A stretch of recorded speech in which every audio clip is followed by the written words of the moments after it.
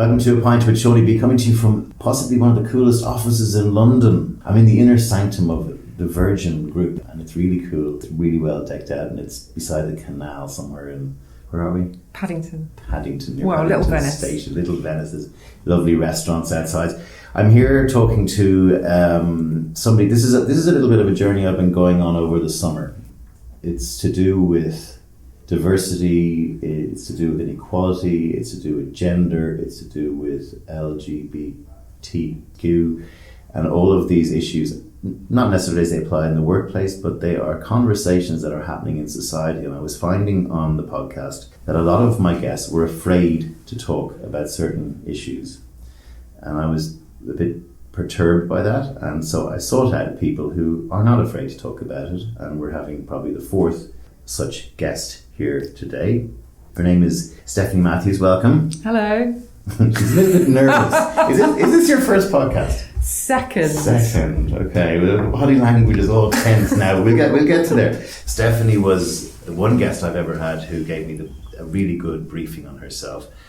She is a senior campaign manager for the Virgin Group. She brings the master brand, which is all the things to do with Richard, to life through channel and event activations. She's worked in ITV, television, around shows like Love Island and Coronation Street. We'll talk a little bit about Coronation Street in a few minutes. And she's an all-round marketing good egg, as they say. But we're going to talk today about the passion that she has for inclusivity. She's an active member of a number of industry organisations, including the women's network Bloom UK. She's their president this year. She's also involved in Stonewall, their school role model programme, and the Media Trust Mentoring Programme. And she's a recent winner of the WACL Future Lead Award. That's Women in Advertising and Communications. Yeah, wacko. The way, before we get into these, I think a good way of talking your journey is to talk about, because also you're an immigrant into Britain. We're in the middle of, or your parents were right from British Guiana, is that right? Yeah, my mum. Your mum. I'd just like to talk about your journey, because actually that frames it quite well, I think, and why you ended up where you were. So you were born in Watford. I was born in Watford, yes. Are you a Watford fan? No, not for the football, but I escaped there, if I'm honest, as soon as I could when I was 18. Right. I wanted to go into big smoke. Yeah. But I actually ended up going to Brighton University. Okay, that's great. And going to Brighton was probably quite life-changing, because it's a very, very gay town, very gay friendly. You can kind of be who you are. You want to be. So rewind then to, that was liberating. What was it like in you have very conservative parents, Christian parents presumably? Yes, my mum was particularly. What was it like? We argued a lot. Mm-hmm. She had expectations for what she thought a daughter of a Guyanese mother should act and behave. Mm-hmm. I didn't have those expectations, and that wasn't what I wanted to do. I was quite naughty, I think. I used to get the tube into London and go clubbing with some friends. I hope she's not listening. When did you realise that you were gay? When did that all start happening with you? Because I mean, I read some stuff about you were in junior school. Oh, not junior school. It was kind of it's secondary school. Secondary school, sorry, but well, you kind of don't really, it's hard to articulate, right? It's kind of, you don't really know what's going on, and you don't know who to talk to about it. But I guess, I was kind of at school, and my friends are talking about boys, and I'm kind of thinking, that sounds good, but perhaps like also maybe girls, but like, who do I talk to about that? And I go to a girls' school, so I don't want to be labelled as a weirdo. You referenced one girl in the class Georgina. Who was very yes. my sister's name is Georgina. Yes. But she was sort of ostracised. She was, yes. So I decided it would be best not to go down that path. Do you feel bad about the fact that she was so ostracised? Yes, but I do think I was just surviving at the time. I was just kind of doing what I felt was right for me. Yeah. It's difficult. It is, because there's lots of kind of feelings going on, and you don't really know. There's nothing around you to kind of say that that's okay or normal or anything to validate it. I mean, do you feel, you don't have children yourself, do you? No. I mean, do you feel, I see a bit of hope for humanity in today's 8, 9, 10, 11, 12, 13, 14, 15-year-old, because I feel they're much more accepting. I feel that Georgina today would maybe not be ostracized, no matter how much of a weirdo she came across. No. And people are putting their arms around people, and people are more inclusive at that age. Yes. And they don't see colour the way it was seen to the same extent. I'm not saying it's perfect, but I think it's on the right trajectory. Would you agree with that? Or? Yeah, I would definitely say that the next generation coming through are a lot more open and tolerant and accepting. But then a couple of, was it last weekend, the weekend before, did you see that there were 2 incidences? There was an incident on a bus in Camden. Yes, number one. And at the same weekend in Southampton, 2 lesbians got bashed. Are they being bashed by women or men? Young boys, actually. Okay. So it's young boys. Right. So I think what you have... We've just had a woman in Ireland, their trials just finished of 2 14-year-olds who killed her. They were both found guilty 2 days ago. So there is still violence. I'm not saying there isn't. Yeah, and there's an education kind of message there, I think. Yeah. And perhaps like what they're being exposed to, whether it's pornography, whether it's kind of what their cultural influences are not positioning women or lesbians in the right light. Yes, yeah. Like, no one should be spoken to in that manner. What about the teaching element? Do you think the teachers are better and more aware or more looking out for stuff than they might have been before? Like, would someone today who was going through your trauma have someone in the school that they might be able to talk to? Is there more of a chance of that? Yeah, because I think at the time they had, it was Section 28, so they weren't really allowed to talk about homosexuality. But one of the challenges they have now, which is why I'm part of Stonewall School Role Model Programme, is that some of the older teachers aren't aware of what they are and aren't allowed to talk about. Okay, so explain what the programme does. So Stonewall recruit people to go into schools and tell them about their coming out story in a way that they can kind of just normalise it and say, big deal. Yeah, that's exactly it. It's no big deal. It's absolutely fine. You'll be okay at the end of it. I think it's a good way to kind of personify and humanise potential parts of the population that are stigmatised. So television, which you ended up being working in, had a big part to play in your I didn't really think about it until I kind of started to think about my own story, and I realised that actually soap operas have been really instrumental in helping me. So I always kind of use the story of Beth Jordache in Brookside and kind of I remember that. watching that kiss in the kitchen on my own and just being like, whoa, shit, okay. This looks real. What year was that? About 1990? Yeah, I was 13. Right. Yeah. So it's kind of like... that wasn't good. Yeah, that was just kind of, I guess, my first sense check or kind of validator that is okay. That's kind of normal. So were you, up till that point, living kind of this sort of lie and trying to pretend? I wasn't living a lie because I was 13, so I was kind of like not really sure. And, at that age, you're kind of not really sure what any of it means. You're just kind of, it's all kind of playground. All you hear is like playground stuff, right? Did you have brothers and sisters? I had a younger brother. Right. Okay. Yeah. And how's your dad? My dad is brilliant. My mum wore the trousers in our household. Very strong Guyanese matriarch. Do you still have people back in Guyana? She has one sister, but her parents passed away. I would love to go there, actually. You haven't been? No, because Georgetown is really... there's a couple of English people have been across and been murdered. It's not the most safe place to visit. I think if you go outside of Georgetown, which is the capital, and go into the rainforest, it's beautiful. Right. So talk to me while we're here, you in school, about racism. Was that an issue for you? It's really interesting. So at school, there were 2 brown people, myself and a guy called Andrew Bent. And I'm not sure if I should say his name. It's okay. And it was odd. We were the only 2, and it was very obvious to me. And I remember actually when I'm not sure what age I was. I can't remember what age I was, maybe like 14, 15. And someone near my house called me a Paki. And I was really I was quite upset. and told my dad. And my dad did go around and kind of talk to them. I don't really know what happened, but that was my only kind of overt kind of abuse, if you like. But I was very aware that I was different. And I remember, if at school you have to draw who you are and describe, I'd always call myself peach coloured, even though I'm not, just because I knew that I wasn't white. And it's so interesting because now I think because we're just so much more diverse as a society and a lot more open, I would hope that people would be comfortable saying that they are brown, that they're black. I mean, even just look at school, toys that are out in the market. It's not just white or peach. No, exactly. I think advertising is slowly but surely getting the message of not putting white people in all the ads. Yeah.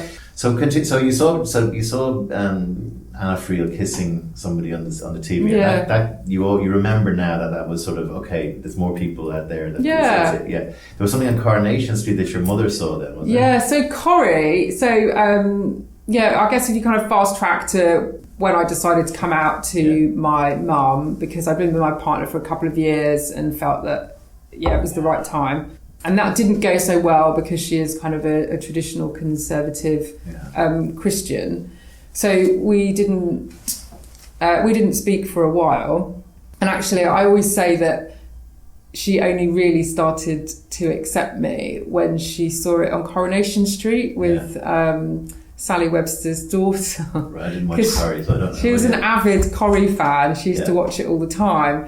And I think for her, and I kind of know this, like the fact that it was on the telly really normalised it for her, and it allowed her to talk about it with her peers. It was less of a stigma because that's the thing with all of these things that bring shame, is that unless you talk about it, it really does kind of eat you. And I think that's what it was doing to my mum. It was she was so ashamed about what other people would think about her and her family and the way that she'd raised her children. Which is exactly about everything. Yeah. That's my experience of my parents, and not just them. It's not just my parents. It's the culture of, and Ireland is just so hypocritical. Yeah. Because we have all the problems with the priests and all that sort of stuff, and that's, I don't know where you're going to come back from there. Yeah. But you do have this thing now where, and when you talk about that shame, even if it's within you as a kid, when it's out, there's nothing really, it's like, why was I so, because we all think everyone's looking at us, and actually everyone's got their own shit going on. They have, but at the time you feel like everyone's judging you, and but they've got their own problems. They do. So then when you came out, you've been in a relationship for 2 years, so that was, how liberating was that then when you were able to just... How liberating was it? It was liberating to some extent. I think I still had a lot of shame in myself. I think it was a confidence thing. I just think in my 20s, I just didn't have an awful lot of confidence about kind of who I was. So even though I had a partner and we lived together, I still kind of hid who I was at certain points, kind of adjusted who I was, kind of acclimatized to make other people feel better, not draw attention to myself. I was liberated when I was out in East London and going out with my mates, or in Brighton, but sometimes I would tone myself up and down for work. So you have the three legs of the stool. You're brown, you're gay, and you're also a woman. Woman, yes. So talk to me about the woman part of this now, when you're starting to come out of college and start getting into the workplace. Because you've actually taken all of those three things and done something about them collectively in your own mind, which is great. Yeah. And action. Yeah, I guess so. So what was it like then being a woman? Oh, gosh.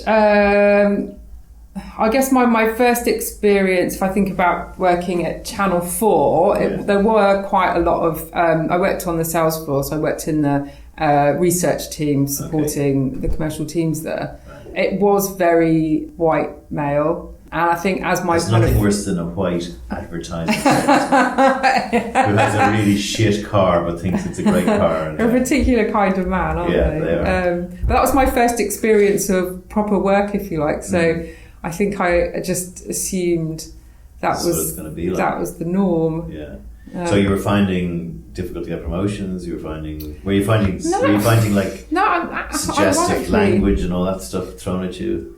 Yeah, but I think that was just kind of part of the norm of that culture at the time, particularly like advertising and the commercial floor. I remember you could smoke on the floor after 6 p.m. I mean, I joined in. I was puffing Billy from 9 o'clock in the morning till 6 at night, I was very glad when they stopped that. But it's weird. A whole nother world. All that we're looking at out there would just be smoke. Yeah, right? yes. Like there'd be got about 10 people out there, 4 of them would be smokers. Yeah. And no one would complain. That was natural. That was the norm, yeah. It wasn't like it was like, yeah. ridiculous. It's a very odd environment, which is really hard to imagine happening now. Certainly not here. I mean, I haven't been into an ad agency for a while, but I imagine they're not. Oh no, they're not like that anymore. No, there's nowhere you can smoke, which is right, you know. But it's like when I was growing up, I used to be able to smoke on planes. Yeah, you know, that's why they still say don't smoke. It's like 50 years later, please don't smoke. Yes, we know. You know, they don't say please don't open the door when the plane is flying. We know. Yeah. But so, what did you study in Brighton? Business studies. Okay, and how was that? Were you always smart? You look like the lights are on. There's no flies on you, right? No, you know what I mean. I wanted to get like I say sensible degree, not something kind of arts oriented. But were you good in school? I had fun, but I also did my work. I was a bit of a chameleon, so I was able to kind of have fun and integrate with the cool kids, but I also knuckled down because I knew the value of a good education. Yeah. So by the time you were in Brighton, your mum was proud of you again, I'm sure then, because I'd got to university and made her. And did you stumble into the marketing and advertising scene, or did you always kind of want to go there? No, I stumbled, kind of planned stumble. It was through my degree. They had, in the third year, had a year in industry, and the university had a scheme with Channel 4. So I applied for a placement and got it, unbelievably. Right. And the rest was history. Yeah, I've had a year there, went back to finish my degree for the last year, and then they had a role available, so I went back and ended up staying there for 5.5 years. Okay. Yeah, so kind of fell into commercial research. But it wasn't quite what I wanted to do. So you're basically doing presentation fodder for people, saying here's how our audience is stacking up and here's how we're doing against the other stations and here's why you should advertise with us, all that kind of stuff. Yeah, which I really enjoyed. And when did you go, so you have all of these other strings to your bow about gender equality and moving things in the right direction. When did that start seeding with you, and why? Did you just someone's got to stand up and do something about this, or? So when I left Channel 4 and I went travelling around South America, I was 28. Nice. I hadn't really had the gap year. Yeah. And I ended up staying in Australia. It was meant to be for a year, but I ended up staying for 5.5 years. I went for one and I stayed for I went for 21 and ended up 21 years, but I have an Aussie passport. 21 years? Yeah. You stayed there? No, I left Ireland in 96. I went 21 years travelling around the world, yeah. I did 2 years in Singapore, 5 in Australia, a year in China, Bangkok for 3, New York for 3, Boston for 1, Dallas for 1, Denver for 2, and then home. That's what I would want to do. That's what I would love to do. I did it on someone's dime, all working in advertising. That is what I would like to do. Well, we can take this offline, as we say in these days. Travel is so important to me. I really enjoy new experiences. And I tell you, one of the greatest things about it was I come home to Dublin and it's kind of off our topic, but the mental health situation at the moment, and I'm convinced it's to do with the phone. I'm convinced it's because there's pressure to be because actually life quality and lack of hunger, all of those kind of basics are kind of generally going the right way. I mean, inequality is appalling, but we live in a place where we can have coffee and have television and stuff like that. You know, we're not living in tenements anymore with rats.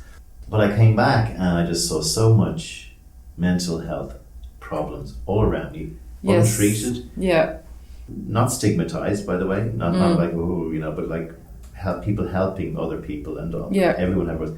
And I'd be a classic for that now, classic. But I think the reason I'm not, and touch wood, I haven't had too many problems is because I lived I worked in India, I lived in China, and I lived in Thailand, and I saw how lucky I was. I saw the privilege. I saw my privilege and went, all right, next time I have to whine about something, and I mean, there's people listening to this who go, Sean, you're whining about stuff all the time, but real stuff. Yeah.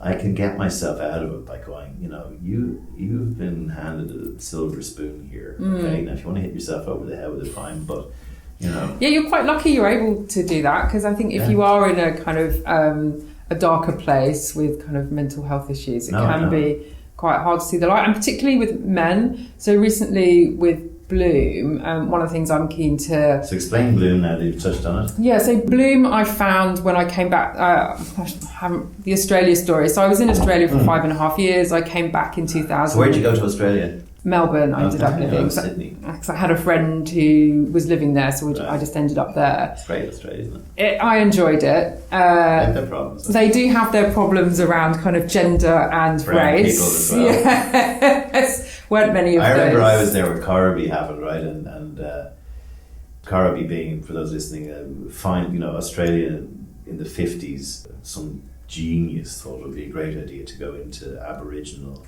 homesteads and just take all the young children in a truck out of their mother's arms, put them in the back of a truck, drive the truck away, and give the brown children to white families in an effort to make Australia white again or something. And for years after that, it was just this white patriarchy refusing to acknowledge this fucking absolutely disaster. And there's very famous Australians. Yvonne Goolagong, the tennis player, was one, and Kathy Freeman, the runner, was another. But finally, they said, okay, we're sorry, right? And it was like John Howard, who was in charge at the time, said, well, he was saying stuff like, well, it wasn't me that did it. Yeah. And I'm going, John, you were representing the nation. You have to take responsibility. I know. Yeah. So that was good, I guess, but it has a few so great in immigration either. No, let's kind of all put them on an island and try and forget about them. But I enjoyed my time there, lifestyle-wise. Beautiful country. I had a much better quality of life. Yeah. I was a lot healthier. I didn't drink as much. Right. It's outdoorsy. It's very outdoorsy, so I got very fit. Cool. Sort of gay scene and all that sort of stuff was it's okay. Really? Well, Sydney was okay.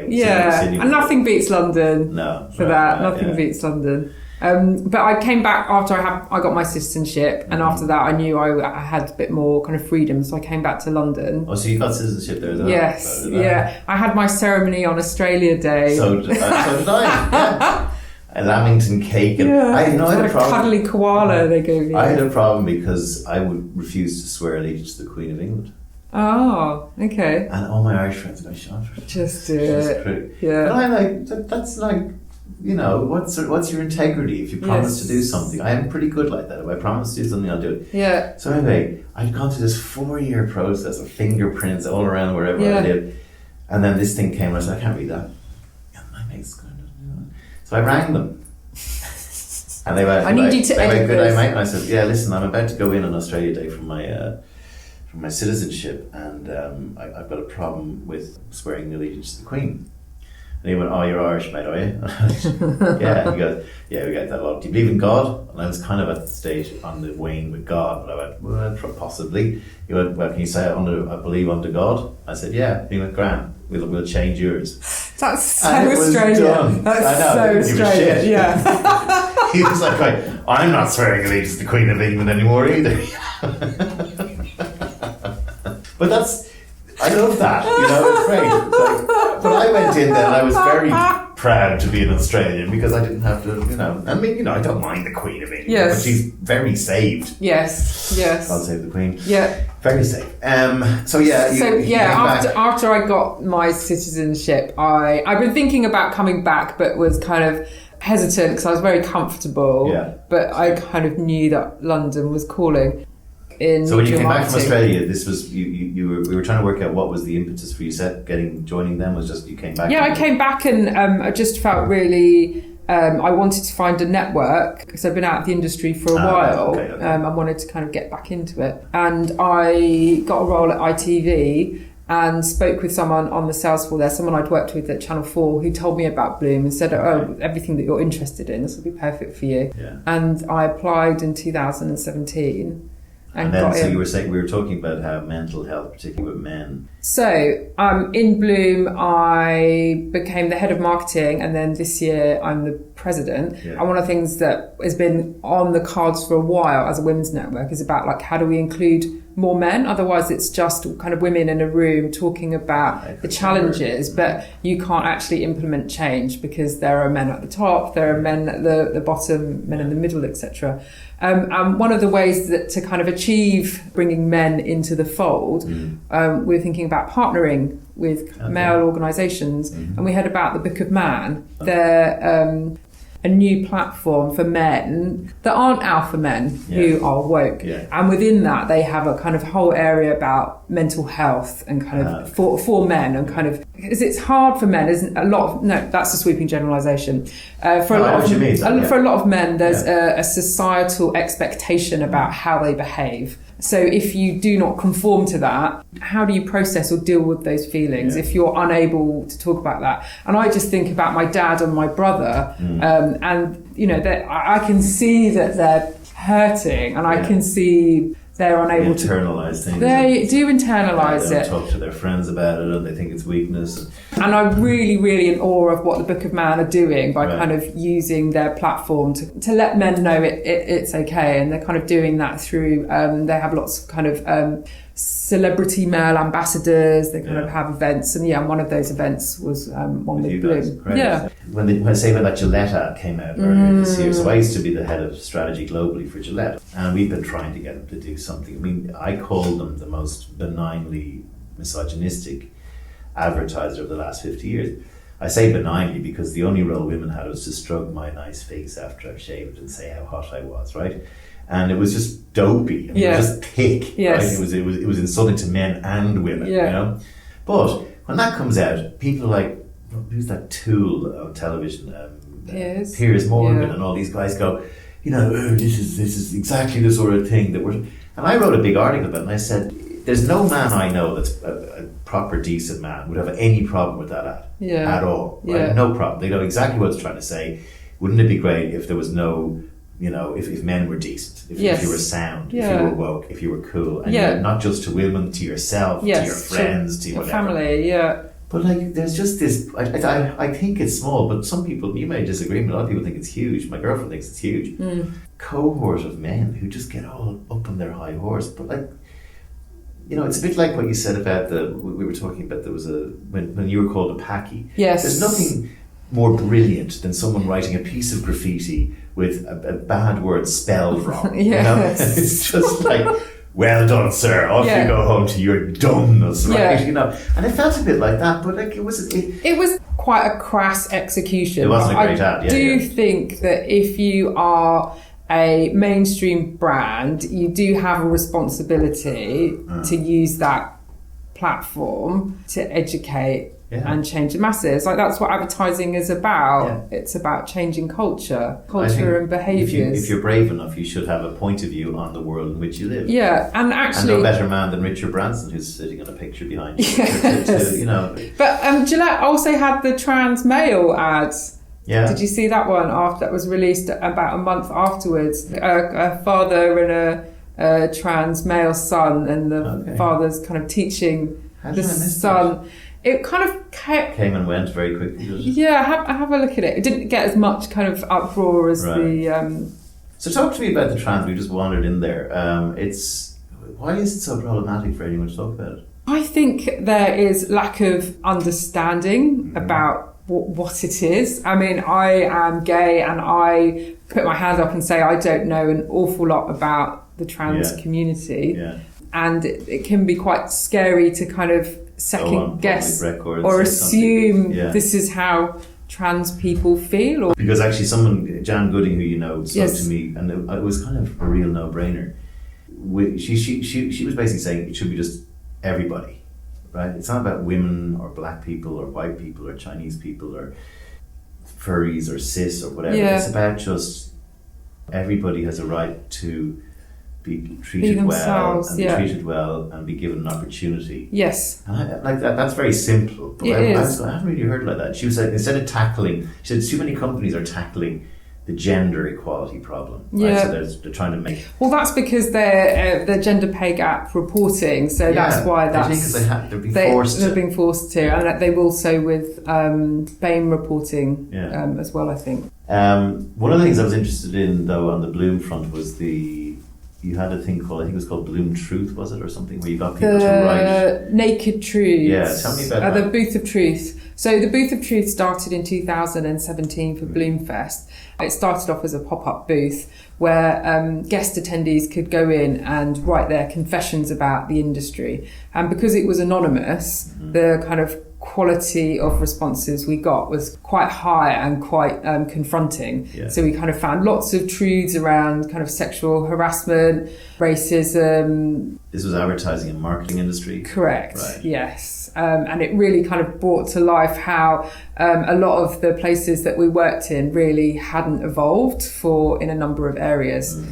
Around about 2017 was also when Me Too was kind of starting to come to light. So the timing of that really kind of worked quite well. And how we use it. Do you publish them then, or what? We do publish. We use them for our events. So before we have any of our events, we kind of have a stand at the back where people can put their confessions up, and then towards the end of the panel event, they're used to kind of feed into the panel. So we can kind of say these are real time concerns from our guests here. What's your view on these? And we're also looking to publish them online on our Instagram. You wrote a piece I read which said you couldn't believe how actually bad it all was. Yes. Which is, in today's age, is worrying.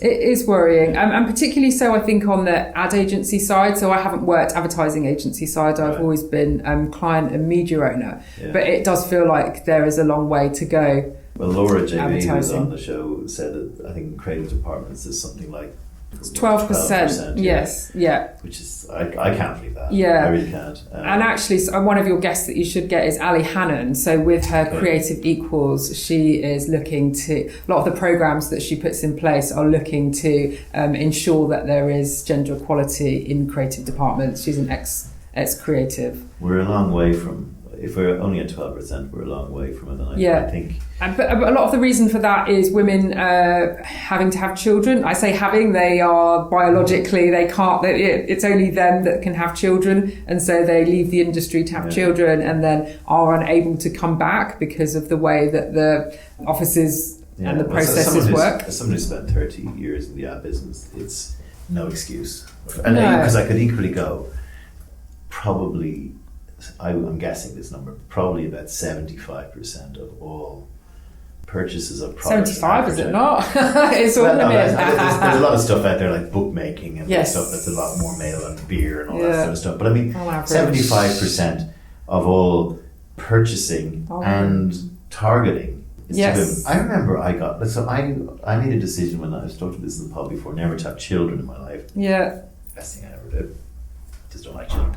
Yeah. Get in trouble for that. But I got, when I was out in Asia, they suddenly put me on Mead Johnson baby food, and I was on Pampers nappies, and I'm going, why don't you put me on Sampro as well? Let's see if I can come up with something that's not insulting to women about their periods. Yeah. Why am I getting put? Why is a woman not running this who's caring for children and doesn't, Yes. Yeah. If you want something edgy about children, then why not?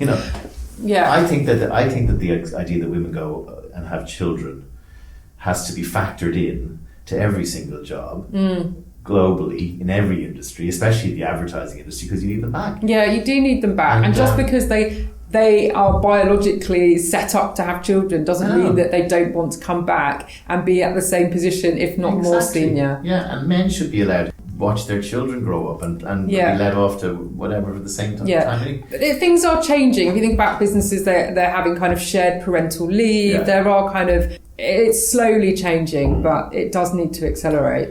So you've gone on this amazing journey. What would you say, I asked this question of a lot of my guests, to the 13-year-old self who was just sitting there watching that kiss on Brookside? Don't pretend to be anyone else but yourself. But you keep being yourself. Yeah. Thank you for coming on my show. Thank you. Enjoyed it. Thank you.